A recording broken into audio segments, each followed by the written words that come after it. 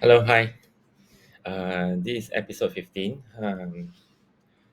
There's been a couple of things that has happened the last couple of days. Monday market and Tuesday market.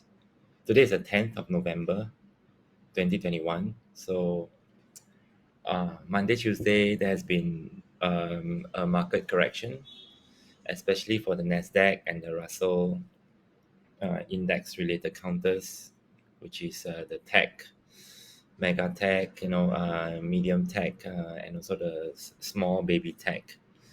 Um, for my portfolio, I was very lucky actually. Monday market was up again, and causes me a bit of anxiety. I felt it was a bit overextended, and plus I'm in a WhatsApp group with one of those US stock market Sifu, and he is like closing out all his call options.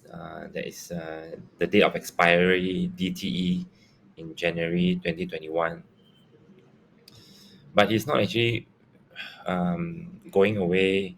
He's still keeping the shares, just closing out the options. So, and over the weekend, you had this Twitter poll on Elon Musk asking about whether he should sell 10% of his shares to pay taxes. Although I felt this tax issue is a bit of a non-issue because you don't actually need to pay capital gains tax for unrealized profits unless you start to sell them. So I'm not sure whether the intention to sell up to 10% of the shares in Tesla is actually to pay the taxes. This has been actually also verified by some experts, commentator in CNBC as well. So, well, my stock portfolio was around 1.3 million US dollars. I have about 2 million in cash, 2.2. So, it's around 70% of my portfolio, and I have another margin of another 2 mil, which I haven't used it. I've trimmed it down on Monday to around maybe 700K, and I trimmed down on Tuesday as well, yesterday's market, to probably around 200K plus or to 300K. So basically, I trimmed down around 600,000 worth of shares on Monday, and I trimmed down again another 300,000 shares worth on Tuesday. So left with around 300K plus.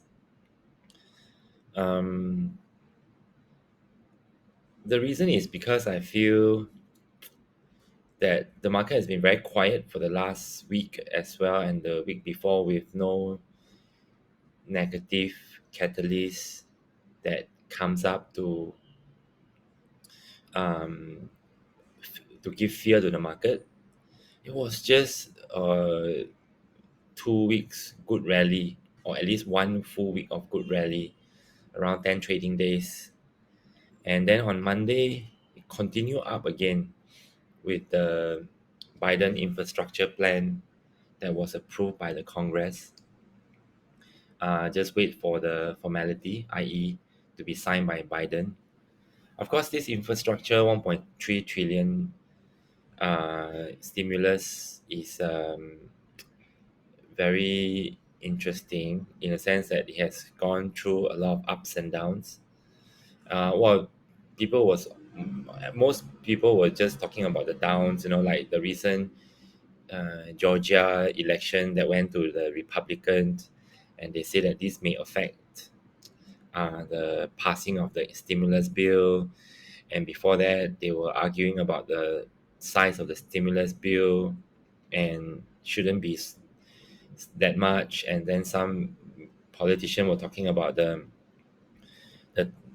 implementation of the taxes is to pay for the to finance the infrastructure stimulus bill. But I was so lucky, I went into stocks like Enphase, Givo, fuel cell Teslas that actually went up to about 40 over percent. So my portfolio this time round, I'm up probably, I would say, 80 to 100,000 US dollars. So which is not too bad, and I'm like taking profits on them. Although some of the stocks that I saw on yesterday was actually down, and the profit could have gone down as well, which I will do a computation later. So looking forward, I'm still a bit directionless as to what kind of sector I should be going into. Although off my head, I'm looking at semicon, uh, Nvidia and AMD has gone up a lot, except for I think Intel, Marvel, some other semicon manufacturing company or semicon design company. Um, I probably feel AI, like Live Person, which is a chatbot company, UiPath, another 3D company called Metapod. Talk about which I just realized this week that it is actually Agoda actually incorporate them to have a 3D interior for hotel rooms and service apartments. So I'm still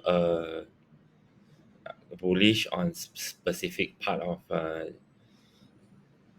tech sector, which is AI and also cybersecurity. Number two, and then number three, I would say uh, 3D printers.